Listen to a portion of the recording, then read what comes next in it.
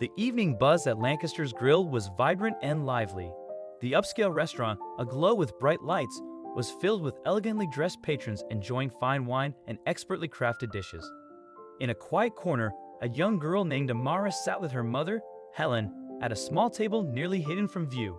Helen wore a simple dress that had seen better days and glanced around nervously, painfully aware of the judgmental looks directed at them. Amara, just 8 years old, looked up at her mother with wide eyes, sensing her discomfort. Their table held only a modest plate of pasta, a shared meal that represented a rare treat. Money was tight, and Helen had saved for weeks to give her daughter this special experience, even if it meant just one meal for both of them.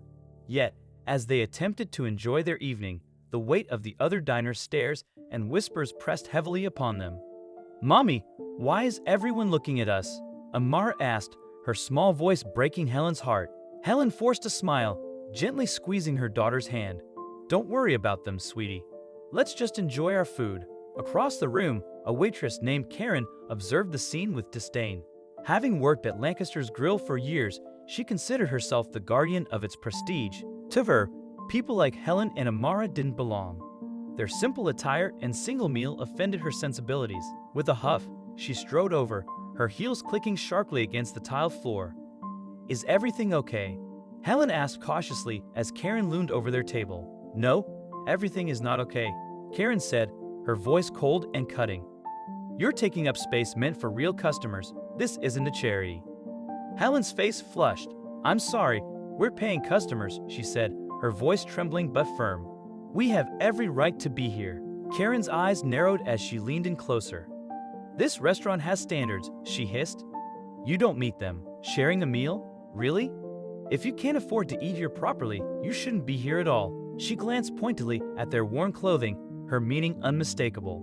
Amara's eyes filled with tears as she clutched her mother's hand. "Please don't make us leave," Helen pleaded quietly, her dignity crumbling. Karen stepped back, folding her arms with a satisfied smirk. "Get out," she said, raising her voice so everyone could hear. Now the room went silent. All eyes were on Helen and Amara as they stood. Helen tried to hold her head high, but the humiliation was too much. Tears streamed down Amara's face as she whispered, "Why, Mommy?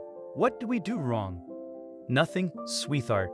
We did nothing wrong," Helen said, her voice breaking as she led her daughter toward the door. As they reached the entrance, a deep, familiar voice spoke. "Excuse me." The tone was calm but commanding, and it silenced the room. Helen turned, her breath catching when she saw the man who had spoken. Standing by the doorway was Keanu Reeves. He had been dining quietly in a booth near the back, but now all eyes were on him. "What's going on here?" Keanu asked, his gaze fixed on Karen. There was no anger in his voice, only a quiet intensity that made everyone listen. "Sir, this doesn't concern you." "These people were causing a disturbance," Karen replied. "Really?"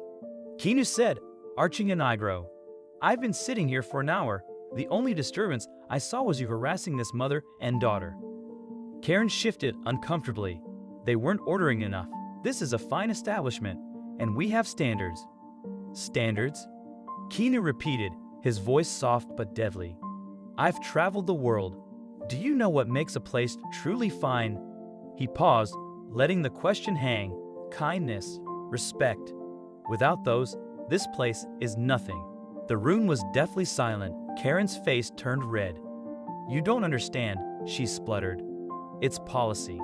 "Then your policy is wrong," Keanu said bluntly. He turned to Helen and Amara, his expression softening. "Please come back and sit. I'd be honored to join you."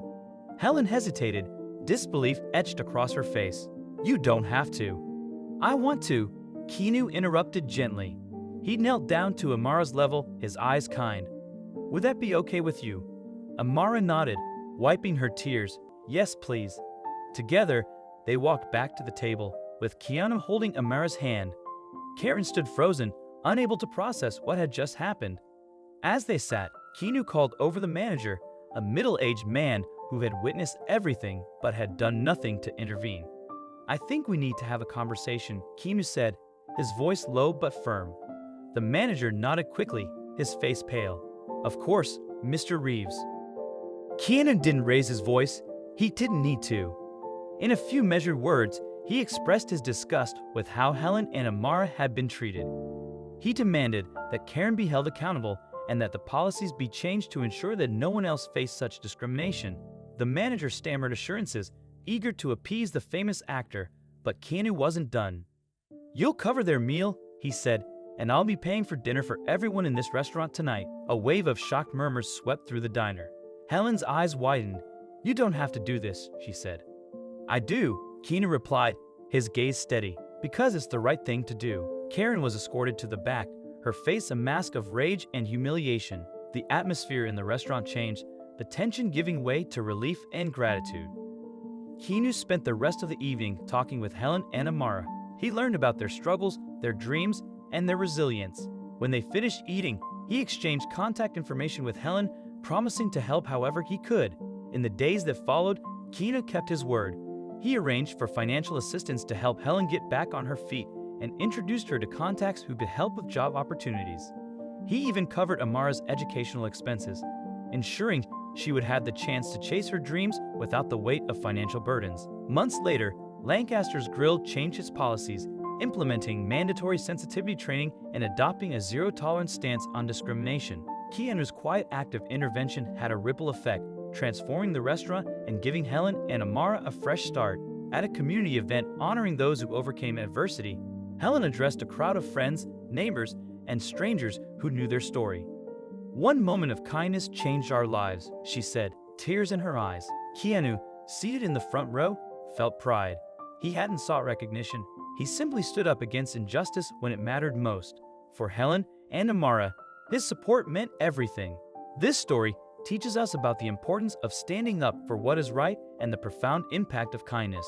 Keanu's intervention transformed a painful moment into an opportunity for healing, demonstrating the power of compassion and courage. The story highlights how even small acts of kindness can create significant change. By intervening in the face of injustice, Keanu not only restored dignity to Helen and Amara, but also sparked a shift in the restaurant's policies. This illustrates the power of speaking out against wrongdoing and the ripple effect that one compassionate act can have on a community. Keanu's actions remind us that silence in the face of injustice allows harm to continue, while a single voice can ignite transformation. The bond formed between Keanu, Helen, and Amara exemplifies that empathy transcends boundaries. Regardless of status, race, or background, the willingness to listen, understand, and act with kindness can bridge divides and uplift those in need.